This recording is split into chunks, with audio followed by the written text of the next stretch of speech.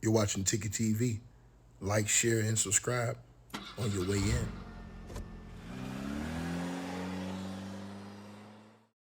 All right, man. Salute everybody tapping on in. So I want to get to the updates for you guys for good old Cruddy Crud here. Crud the Builder. And a lot of people questioning why he hadn't made bail. I told you guys last night that there's reportedly an anonymous person stepping up to pay his bail, but there's a lot of issues that he has, even with that report coming out, and I'm going to tell you why. Now, basically, to start off with, he is still in custody. He is still in custody now, in the Montgomery County Jail, right? We all know his initial bond was $1.25 million. The bond got reset to $1 million. People are outraged that support this racist. Why? Because they feel the same way he is.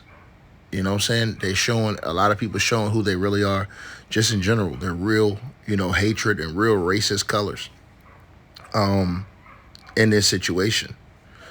So he has a serious backing because there are a lot of people that are racist. When they tell y'all racism isn't alive and well in America, that's a lie. It shows you that it is. This case shows you, without a shadow of a doubt, that this dude has sympathizers, supporters, and people who feel just like him.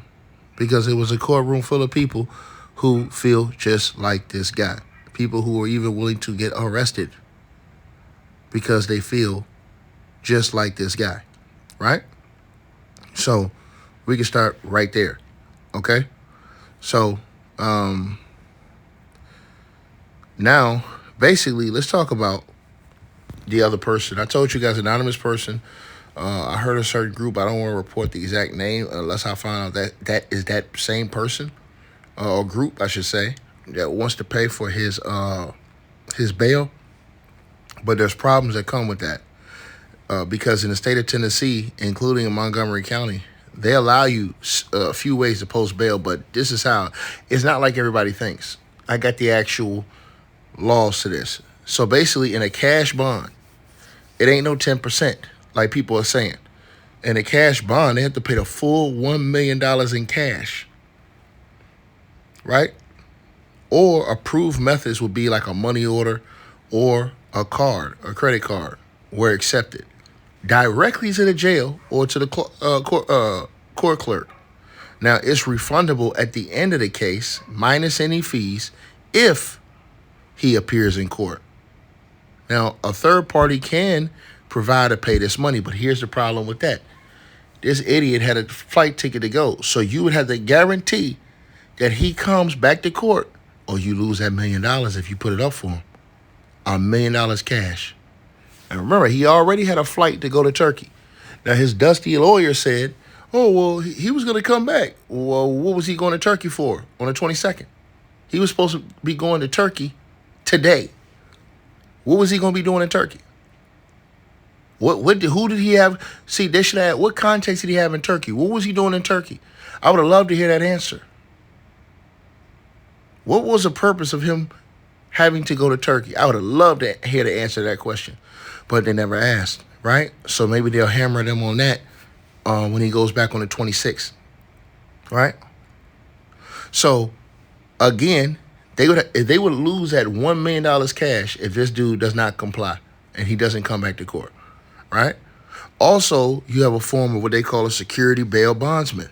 And that's a licensed bondsman that will post a full full bond on his behalf, and whoever's paying for it typically would pay a non-refundable. So that means they would pay a non-refundable premium, which would often be 10% or $100,000 in this case. And the bondman may be required, or he may require from them, collateral, co-signers, right? Which they would have to do. Now, other options would be, which is less common, property bonds with sufficient sureties, right? But unlikely for a $1 million bond this happens, okay? So anybody, especially for cash, that posted this bond, they have to present a valid ID and must follow that jail procedures. And the payments go through the Montgomery County Sheriff's Office or the Circuit Court Clerk. Now, the restrictions for this case, the judge ruled that the fundraising via crowdfunding after the incident of however much he had raised through the Give, Send, Go can't be used for his bond. Now, pre-incident funds, maybe like around $40,000 or something like that he had, may be eligible.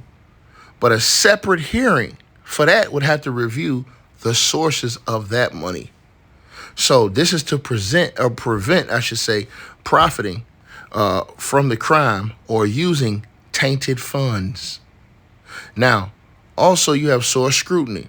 Courts can investigate the origin of larger sums, right, to ensure they are legitimate and don't come from illegal activity.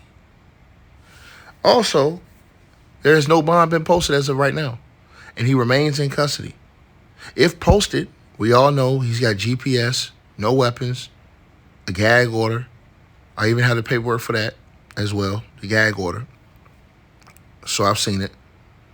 And so, to be honest with you guys, $1 million cash bond is a huge barrier for most people, even with supporters. Posting that money quick is a challenge due to the restrictions in the amount of that bond. So a bondsman route might be more feasible, but it still requires significant upfront payment and collateral. So for the most, well, let me talk about this, right? So when people say, well, how much exactly of the bond would they have to pay ticket? Okay, cool. So basically, the cash bond, he has to pay the full amount, $1 million to the court in the jail. Now, this is held by the court until the case resolves, and it's refundable minus any fees or fines if he appears in all court days. If he doesn't, got to get that money back. Also, a third party can post this, right? But it requires significant liquid assets and proper ID verification.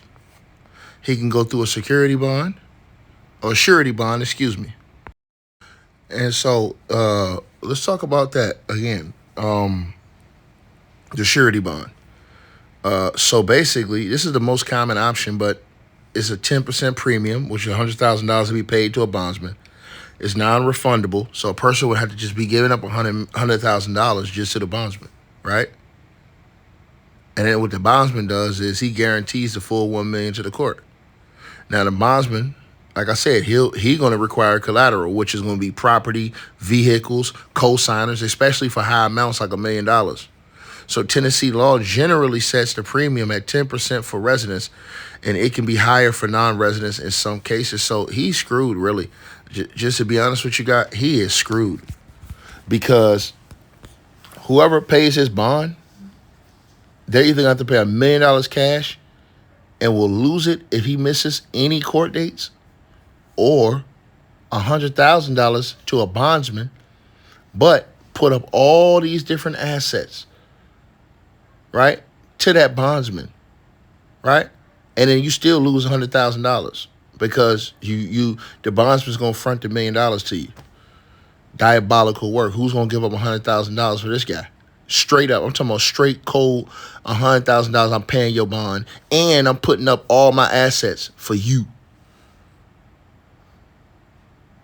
Now it makes a lot of sense why he didn't immediately walk out of that jail right now. People are second and third thinking this thing. Now, I do hear that he has a person that is willing to do it, but when the rubber meets the road,